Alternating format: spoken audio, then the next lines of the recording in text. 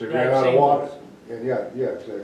He ran out of water, he threw it down the hill, he said, no, goddamn it, you bring it up to me, because that's as far as I'm gonna go with it, so. Yeah. I gotta correct you, that was me. That was you? It was me and John Levy, Okay. Jr. It was over on Conjumac Mountain, over on the other side of Indian Lake. Okay, yeah. They flew us in on helicopters, and Gary was, Oh, yeah, we walked in. I was already- Walk in that. we didn't. We flew We in got next dropped. to the helicopter. We had to walk all the way in and then up the mountain. But I remember, and I said, John, I'm out of water. He said, so am I. What are we gonna do? And I said, I'm not going back down. I put a rope on it and threw it down and said, fill it up, and I'll bring it back. But Gary was so pissed at me because we got involved doing it, because I was a park ranger at the time, and I said, yeah, we could get a crew guys from town to go over. For $2 an hour? Yeah. Yeah, Did the screen go out? yeah, I did, yeah. I got it on tape, You're okay. back.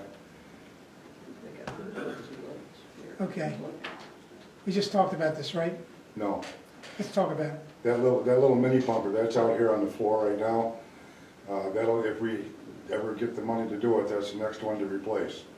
And that's gonna be started at $250,000 and go on up from there. The one in the lower right. Well, they're both the same. Oh, they're both same. Yeah, this is 2010. Oh, okay. Is I there went through all the 2010 grant pictures I funding or had. government funding or and anything? tried to mirror them up. Beg, borrow, or steal, that's how we do it. Yeah, Cash in your bottle. yeah. Yeah. That's the new one today. That's out there on the floor right now. This one was traded in for this one, right? Yeah. That's our new one. Okay, And these are just some other equipment, you know, we've got a ice boat and all that. And an ambulance, what's an ambulance worth today, Andrew? New ones are probably 250,000. Yeah. are either of these from when you merged with the Inlet squad? No, they've been replaced since then. Those are both fairly new. These are some other miscellaneous items. They were in the parade also. They still make house calls. Do you want to talk about this? Yeah, this right here, all that is a picture of the turnout gear. Now, there's that rack right there, and there's another one that goes down that far wall over there. Now, each set of turnout gear today is about $40,000 or $4,000, okay? That has to be replaced, whether it's new or not, every 10 years. So it kind of gives you an idea of what you're dealing with money here, you know? And with the hose, and that has to be replaced after 20 years, regardless of its condition. The training involved, what have you, everything. It's just so goddamn expensive today for a fire company. And that's why we appreciate all the people that, you know, donate, you know, that come to our fundraisers, that type of thing, because it's needed. And, you know, when you look at that right there for $4,000, you think, well, where the hell is it? Well, it is what it is. Scott Air Packs. Andrew, what are they? About 9,500. $9,500 for Scott Air Pack. And Okay. those are names attached to those lockers. Yeah. How big is your department? How many active firefighters do you have? 20? We've got 25 sets. Yeah, we're around 20, 25. Active, real active is probably like 10, Right. you know. I tell everybody when I moved back up here that, you know, I wanted to get back in the fire company. Well, I was told that I was never out of the fire company. Okay, well, anyway, but I told them, I said, listen, I'm not gonna be an interior firefighter, I'm not gonna drive a truck, you know, that type of thing.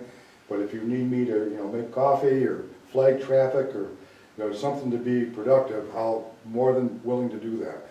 My point being is, you know, I'm 70 right now. You think that you can't really contribute to a volunteer organization? Well, yeah, you can, you know. And everybody should do that, really, because it means so much today. If all you have to do is come here and wash trucks, oh, so be it, okay? It's just one other thing that you can do. So I always encourage everybody to, you know, when they get home or whatever, look to the fire company, the Scouts, the Girl Scouts, PTA, you know, whatever volunteer organization there is in your area, become a member of that, because it's very well worthwhile. I enjoy it, and it's just damn good camaraderie as far as I'm concerned. So You You spoke earlier about how younger people aren't getting in. Right. How old were you, Gordie, when you started with the Inlet Fire Department? Oh, gosh, well, it had to be 16, Yeah, but okay. I was in at 14. I was gonna say you were probably washing the rigs Yeah, at 12. 14, yeah, Yeah. exactly, yeah. Most of the regulations about the turnout gear, the hoses, all this stuff, that's all national stuff. Right, You know, you don't have a choice. right. And you don't do it, and something happens, you're liable. So, I mean, it's not something you can overlook and just keep going. I mean, there wasn't, well, you saw that one picture there. I can remember a time we had turnout gear, okay, but it might have been a rubber coat from New Jersey, okay, from some fire department down there that somebody brought up. You might have had some rubber boots, one was a 9, the other was 11, okay, all depends how smelt season was that year, if you even had one or not.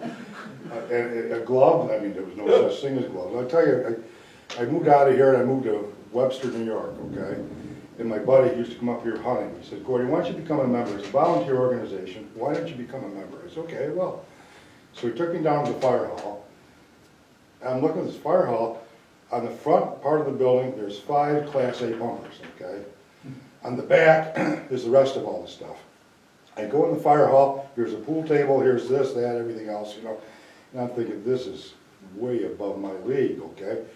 So anyway, he said, listen, we voted you in, you gotta go to, I don't know, XYZ Fire Department, you know, supply company, to get fitted out for your bunker gear. I said, fitted out for what? He goes, your bunker gear. We're gonna give you some bunker gear. I said, okay, so I do. I go to XYZ Fire Equipment Company. The guy, I thought I was buying a friggin' suit, for Christ's sakes. He's measuring me up here, doing this, that, whatever. He starts pulling stuff off the rack. I got 2 pair of boots. I got a pair of bunker pants. I got a coat. I got a helmet. I got a radio. And then finally I got to laughing at the guy. I said, what? He said, what's so funny? I said, do you know where Inlet is? He says, yeah, I do. I said, like I just said, I said, you're lucky you got a rubber coat up there, okay? You didn't have any gloves at all, okay? And like I say, a 9 or maybe 11 for a boot, and it might have been 2 left-hand boots, you know? My point is, that was the advent, I mean, everything is starting to come where you had to have this stuff. And I didn't live probably maybe a block from the fire company. I never made a truck. I tried to run there, I tried to get on a vehicle to get there, and by the time I got there, they were already headed down. So I didn't last very well in the fire department of Webster, New York. So anybody have any memories of fires and firefighting? No, I have a question though. Tell us how you disposed of the old fire department and how that came about when you could buy this property to deal with this. Andrew, you're up. We sold the old fire department, Tina Bratt bought it. Right. And then she turned around and donated it back to the town, No, or no. no? Wait, I got something on I'm that. not exactly sure how that happened. Well, we can give you some insight to it, but just because I'm on the library board or whatever. Don was supervisor at the time, so I remember it. But how did the post office building become part of the whole package? How did those two go together? Because they did. Bratz bought both of them at the same time. Right, it was William Bratt, and that was '96. Right. And then they continued to rent the post office. Right, there's a lease kind of thing, I think. Right, and we wanted a library, which we had just that little schoolhouse library thing, it was too small. So there was a group of people that got together and Don told them to go see Bill Bratt, see what he could do for him. And he said he was willing to let them have the library built, the fire hall for $1 a year. And they would fix up the outside of it, and the library board had to do the inside of it, which they did. And then when Bill and Tina got a divorce, Tina wanted to sell the property, and that's when the town bought it. Right, And then, so the yeah, that was post office's 2005. town Yeah. was to the town, and they still give us the building for the library for $1 a year, which I don't think we ever give them, to tell you the truth. But No wonder our taxes are so high. I meant to talk about that. Thank you for bringing that up. There, at that time, there was just a source of income for the fire department. And that was, Right. I mean, obviously we had fundraisers, that type of thing, but that was a steady source of income that came every year from the post office. And I forget, I think at one time it was like $9,000 a year. I think when I was secretary of treasurer, it was 9,000, I It wasn't a lot of money. think. No, it wasn't much. No. How long did it take to build this? How, from start to finish this? I'm not, We started in '96. 96, we maybe moved in, we must have moved in 97.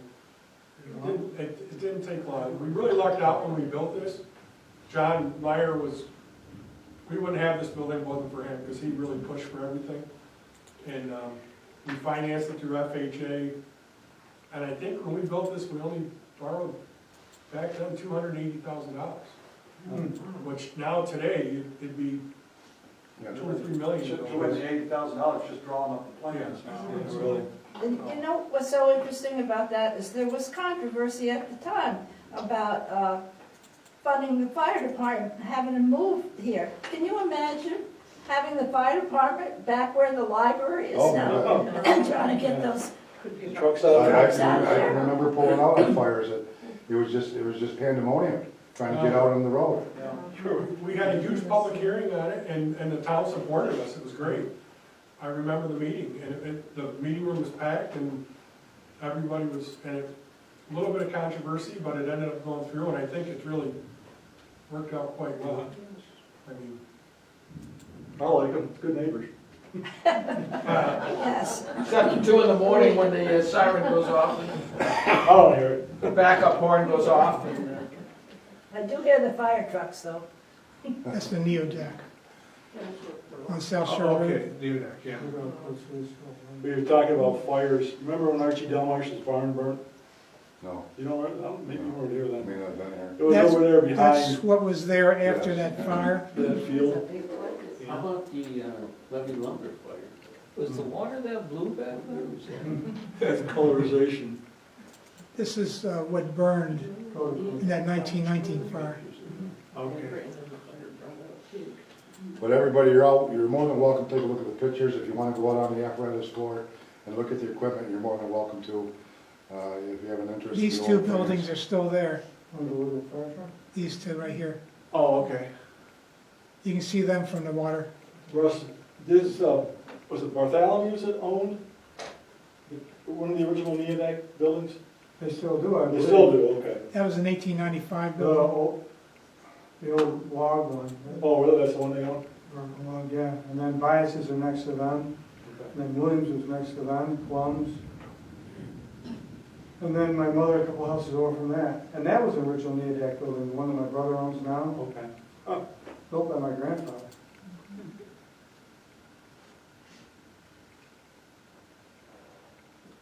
The reason I asked you about Harry Young is That's the because nice he was looking my one that's over uncle's there. You can see father. that from the water. Really? Harold? If it's a Harry Young I'm thinking of, Well, it was Harold and Grace. and Grace, well, my cousin's name is Grace, I'm assuming they named her after her grandmother, but I don't know that. Yeah.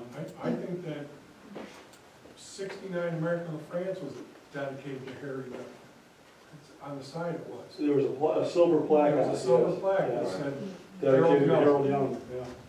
Seems like it's gotta be the same guy. I'm sure it is, yeah.